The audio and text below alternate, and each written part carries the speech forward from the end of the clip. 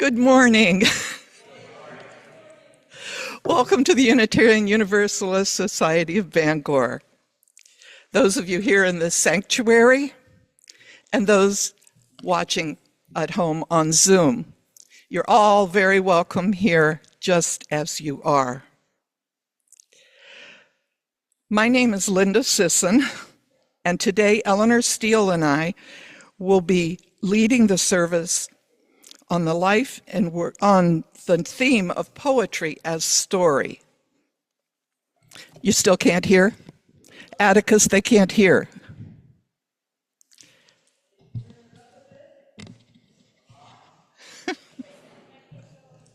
This is what happens when you invite guests into the pulpit. Oh.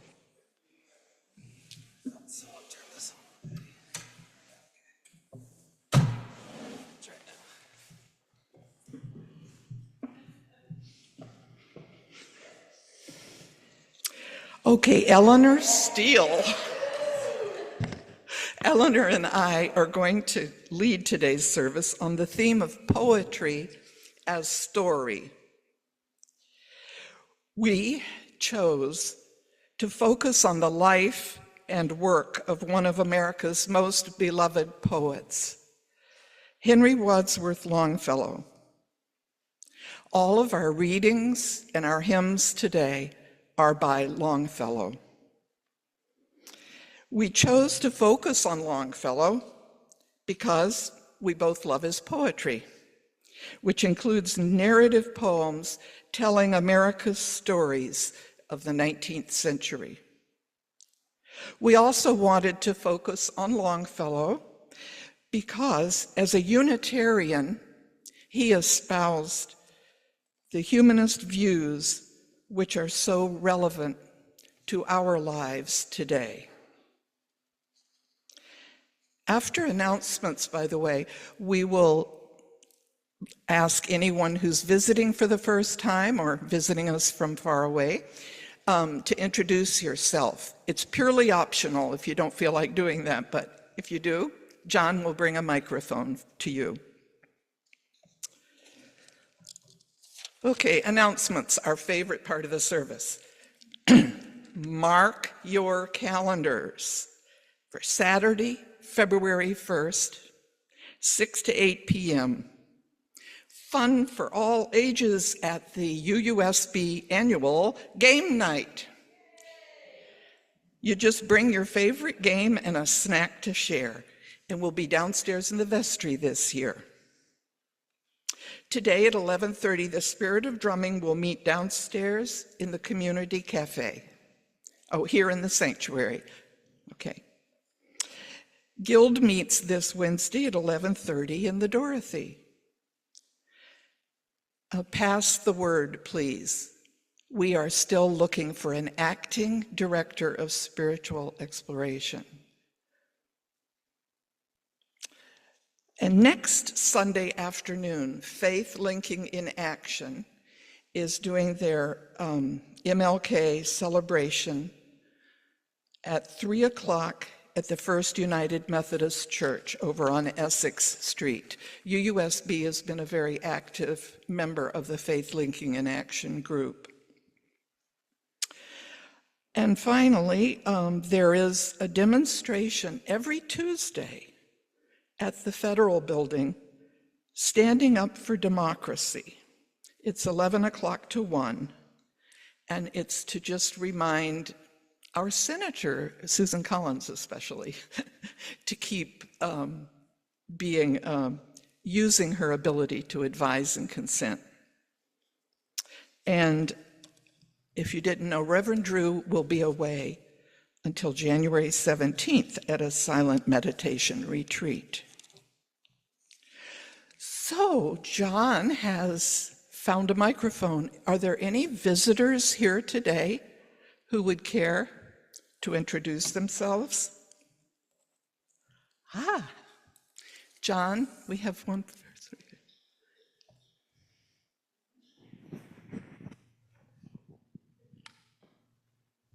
Thank you, John. This is actually I don't know, third or fourth time here. My name is Rachel Lawrence. I'm visiting Marge Lawrence. She's my stepmother, and I am a member of the First UU Church of Richmond, Virginia. Oh, and this is my daughter, Daisy, who's might be a little shy about introducing herself. Anyone else? Okay.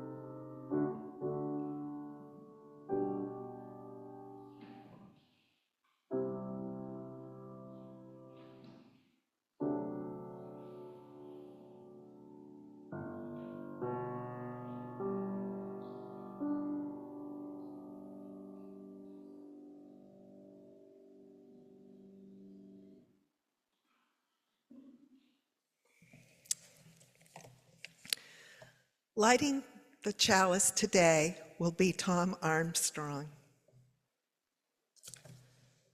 I shot an arrow into the air.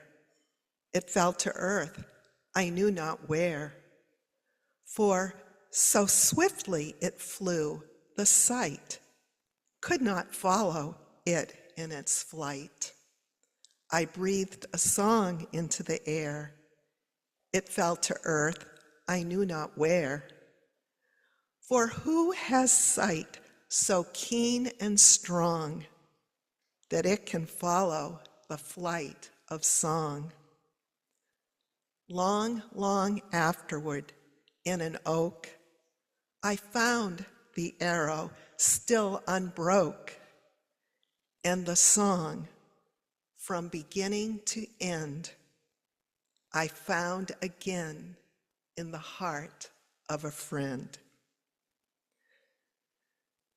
Now, please rise as you are willing and able for our first hymn, number 288. All our architects will sing all 3 verses.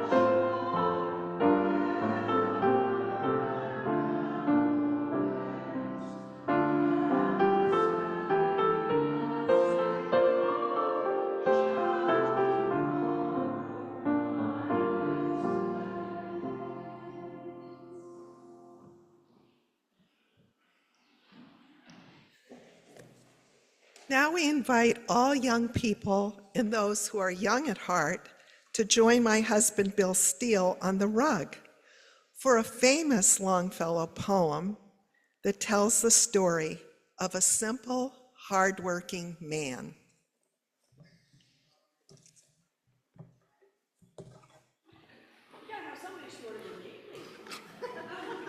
We're accepting young and old people here down here. Come on, join us. We'll read a poem.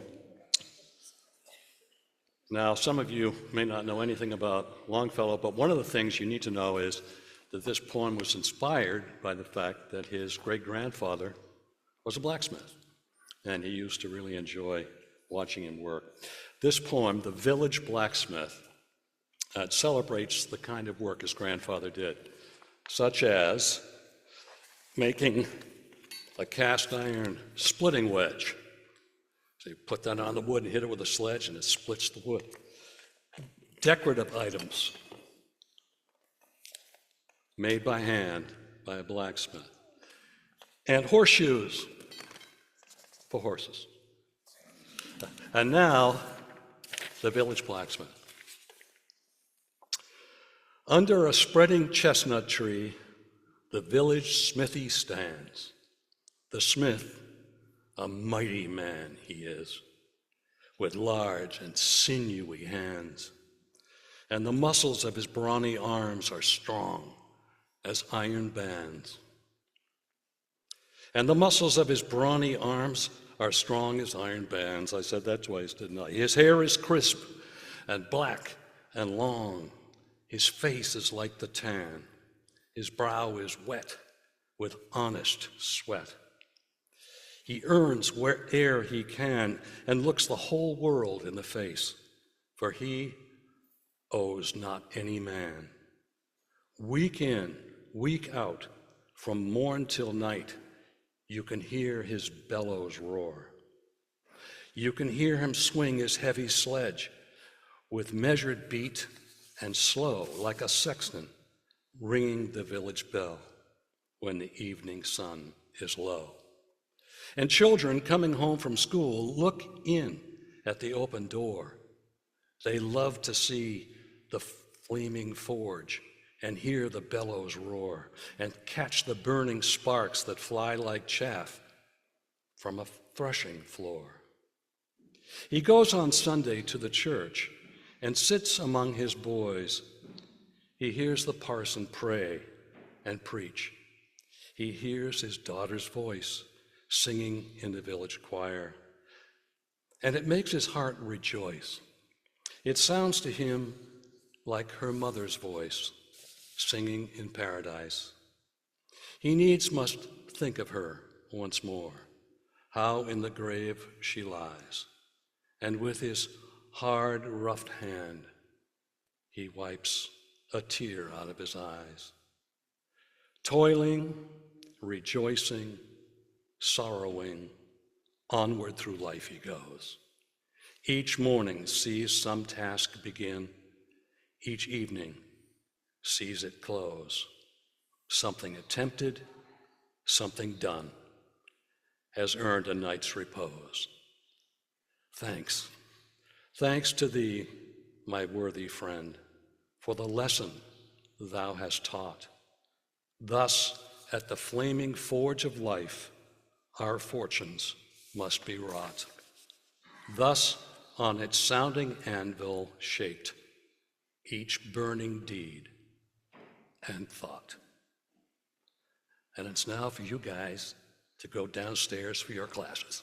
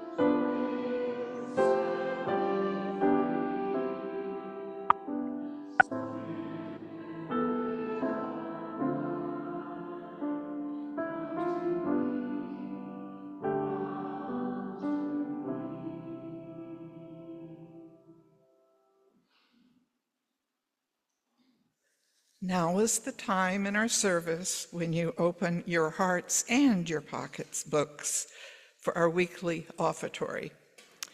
Your generosity supports the work of UUSB, and this month, half of our undesignated gifts go to Shaw House, a Bangor program for homeless youth.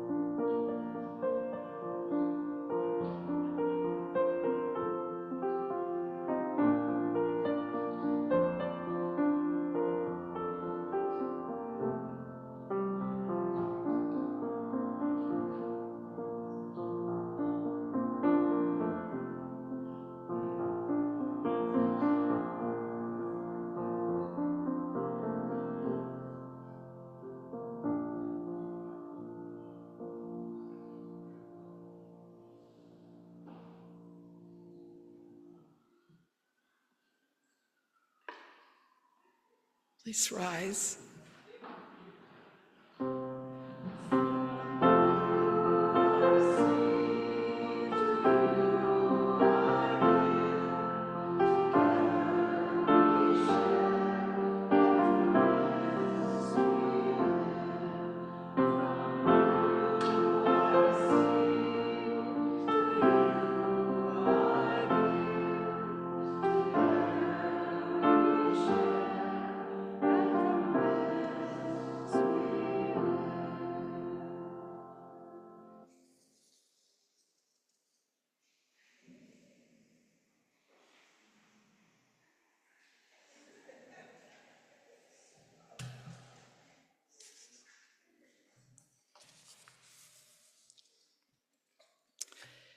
Today's reading is by surprise, Henry Wordsworth Longfellow.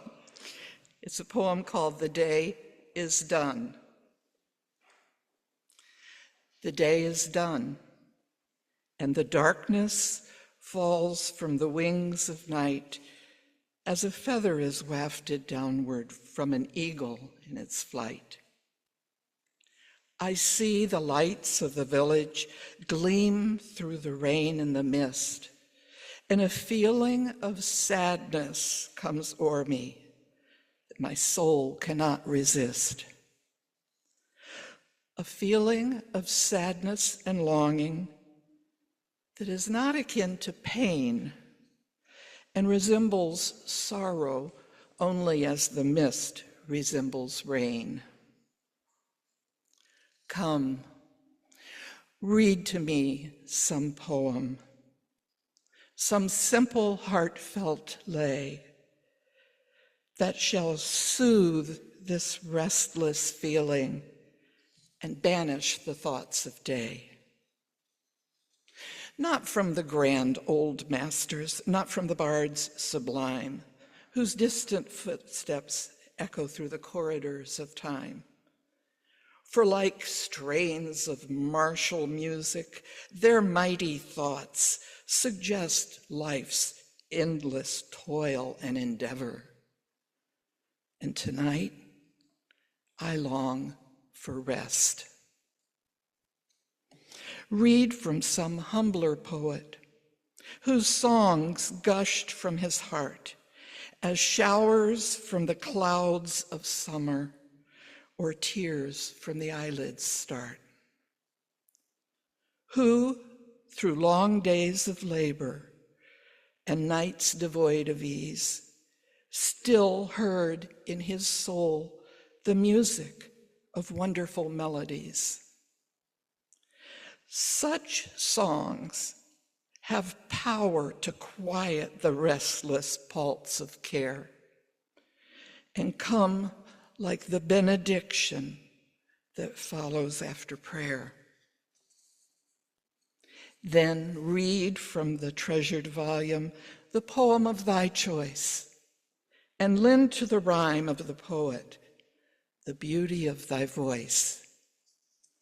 And the night shall be filled with music, and the cares that infest the day shall fold their tents like the Arabs, and as silently steal away.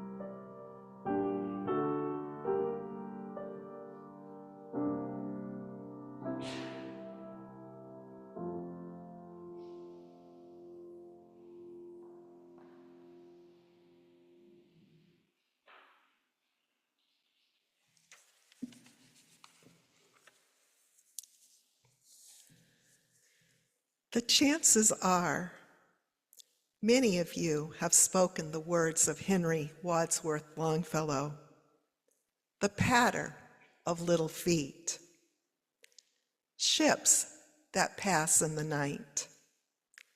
Into each life some rain must fall. Oh, and there's this one.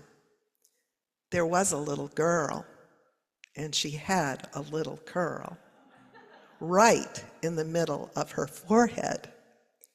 And when she was good, she was very, very good. And when she was bad, she was horrid.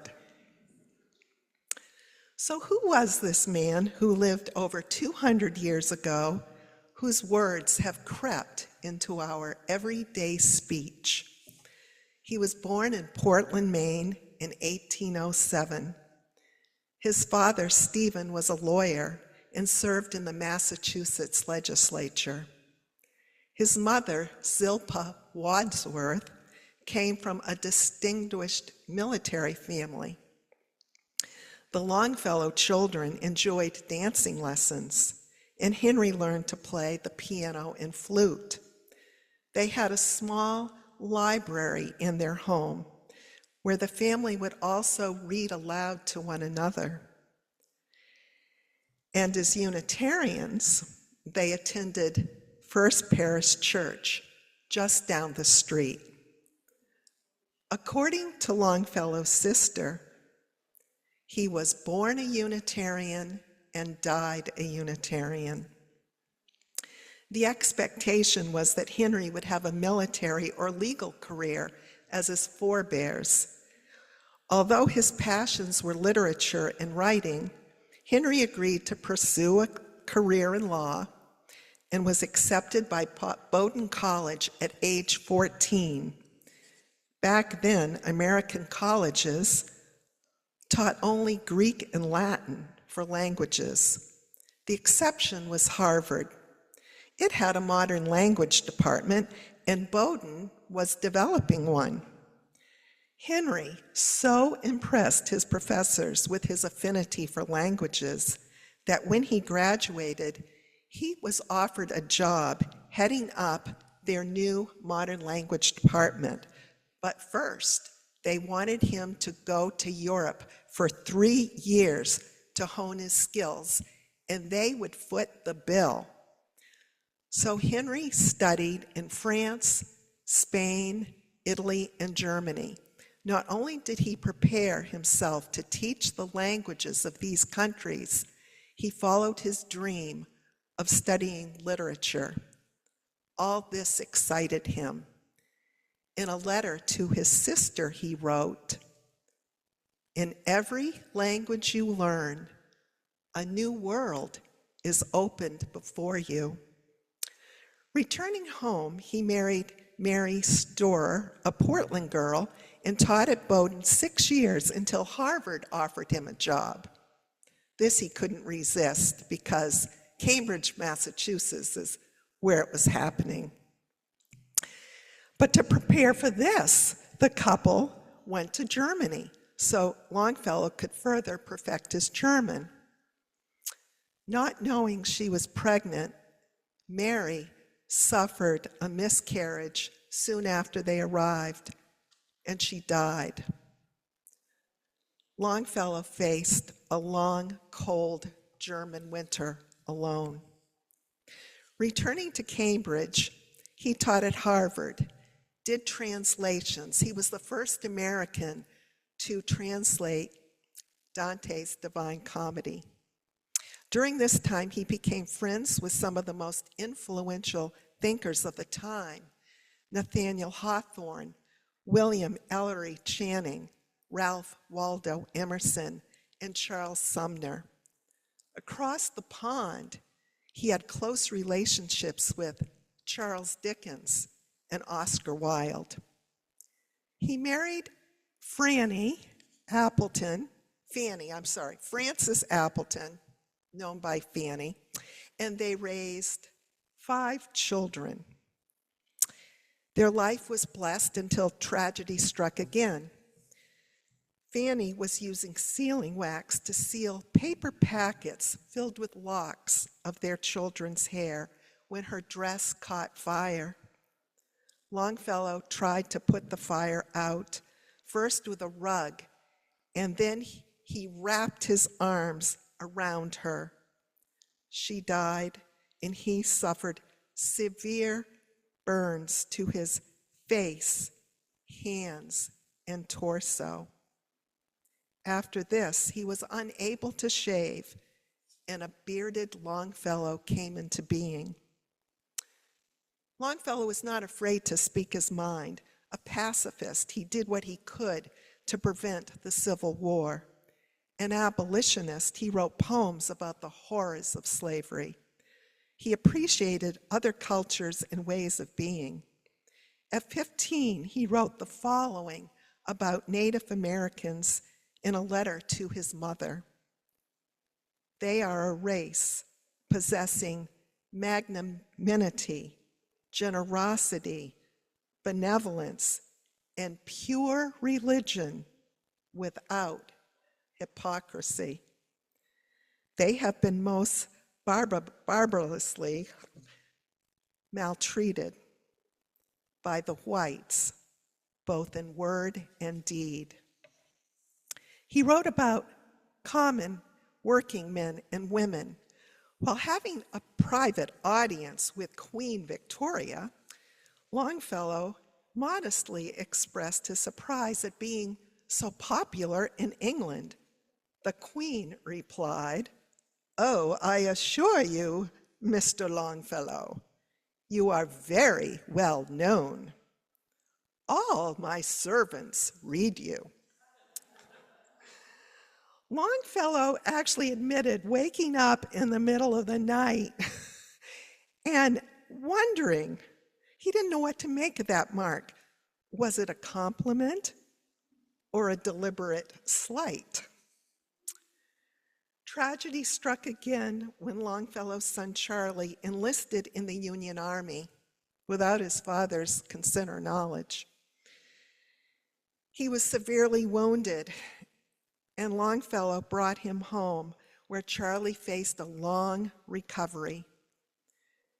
As Christmas drew near, a desolate Longfellow wrote the hymn we will be singing next. I heard the bells on Christmas Day. Perhaps it was this Longfellow, the grieving widower and worried father, with his country engaged in a brutal war, that has a message for us today. Carry on, do what you can, and have faith that good will triumph over evil. By all accounts, Longfellow was kind and giving. He was a devoted husband and father. He delighted in children, trees, and dogs. He was generous with his contemporaries, even with those who didn't care for him much. And yet, when Edgar Allan Poe said as much and needed financial help, Longfellow was quick to provide it. He saw that the natural environments, the landscapes into which people are born, mold and form them, and help sustain them throughout their lives. Those sights, sounds, and smells of childhood never leave us.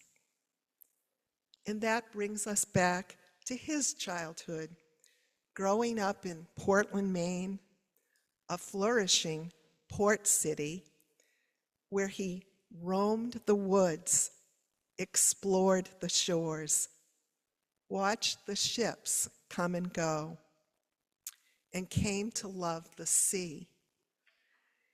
You may recall the refrain in his poem, My Lost Youth, his love poem to his boyhood home.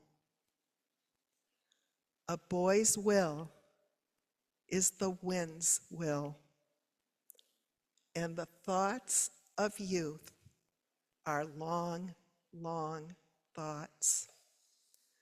So if you find yourself in Portland, you may want to visit First Parish UU Church on Congress Street and rest a while on the Longfellow family pew. Afterward, you may want to stroll a couple of blocks to the brick house where he grew up. You can see the desk where he penned his earliest verses and the kitchen where his sister baked the gingerbread that always went with him when he returned to college. After this stop, you may as well continue down Congress Street to Longfellow Square, where a huge likeness of the poet sits in an enormous bronze chair. And at this time of year, it is sporting a bright red scarf. And you may want to take a few moments and look up at the face. You may want to quiet yourself, for Longfellow may have a story for you And you just may want to listen.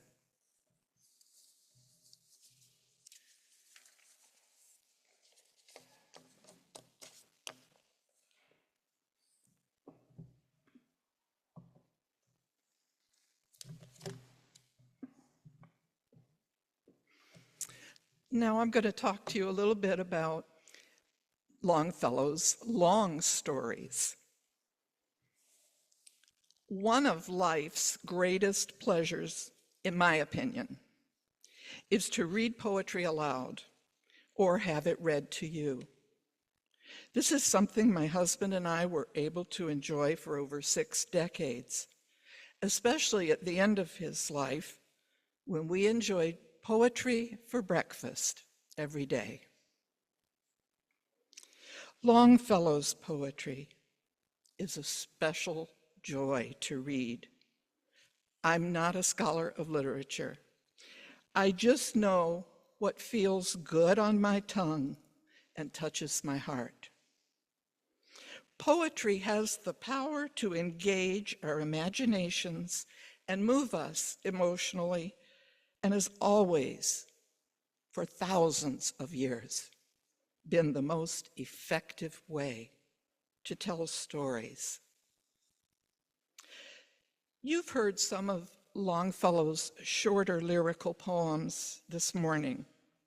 Now I'm going to briefly talk about his longer narrative poems.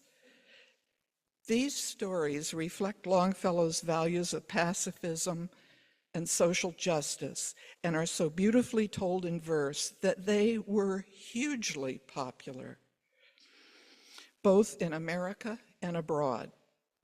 So popular that he was able to be the first American poet to quit teaching and make a living writing poetry.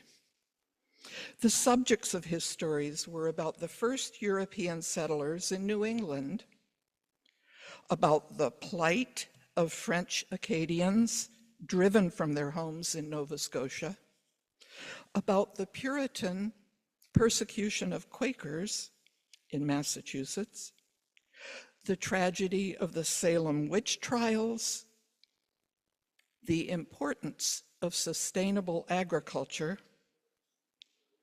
the beginning of the Revolutionary War, and admirable qualities of Native American cultures. This is the forest primeval. The murmuring pines in the hemlocks, bearded with moss and in garments green, indistinct in the twilight, stand like druids of eld, with voices sad and prophetic, stand like harpers hoar, with beards that rest on their bosoms. Loud from its rocky caverns, the deep-voiced neighboring ocean speaks, and in accents disconsolate, answers the wail of the forest. Thus begins Evangeline, a tale of Acadie. It's the story of the French farmers in Nova Scotia who were deported from their homes by the British, beginning in 1755. Longfellow's beautiful descriptions of the natural world provide settings for the tragic story of 2 star-crossed lovers, Evangeline and Gabriel, who on the eve of their wedding are separated during the expulsion. Evangeline spends the rest of her life searching all across the Acadian diaspora, including maritime Canada and eastern United States. This story touched many hearts in 1847, just as stories of family separations still move us today. 20 years ago, my husband Jonathan staged a reading of Evangeline. Members of the Eastport community took turns reading the poem aloud, and the whole audience was entranced for 3.5 hours.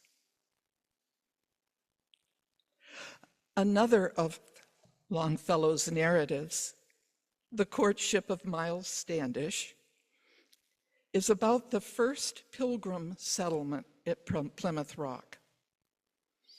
This is one of my favorites because I do love a good romantic comedy. In this story, he contrasts the characters of Captain Miles Standish, the military man, and the young John Alden, a civilian man of letters. You've all no doubt heard of Priscilla's response to John Alden when he came to plead Miles Standish's suit for her hand in marriage. And she said, "Why don't you speak for yourself, John?" In the end, of course, the lovely young Priscilla chooses John Alden, which is fortunate because, as a footnote, Henry Wadsworth Longfellow's mother was a descendant of John and Priscilla. Of course, character development is an important part of any story. Here's how Longfellow paints contrasting portraits of Miles Standish and John Alden. Of Miles Standish, the captain, he writes, "Short of stature he was, but strongly built and athletic, broad in the shoulders, deep-chested, with muscles and sinews of iron. Brown as a nut was his face, but his russet beard was already flaked with patches of snow, as hedges sometimes in November.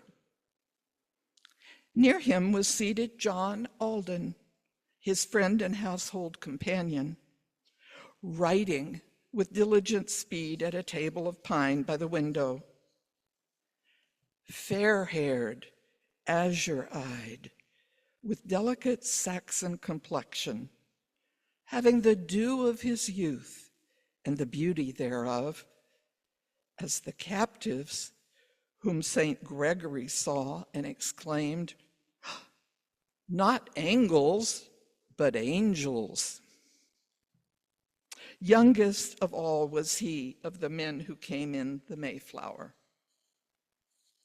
So Longfellow's success as a storyteller was built on his linguistic ability to write verse with breathtaking descriptions of the settings and vivid portraits of the characters, the importance of the subjects he chose, and a masterful crafting of the narrative arc of the story.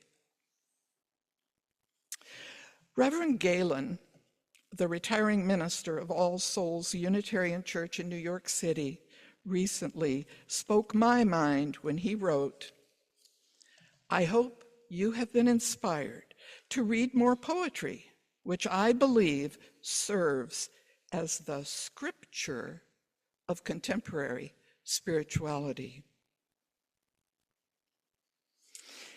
Our closing hymn was written by Longfellow, which Eleanor told you about during the Civil War.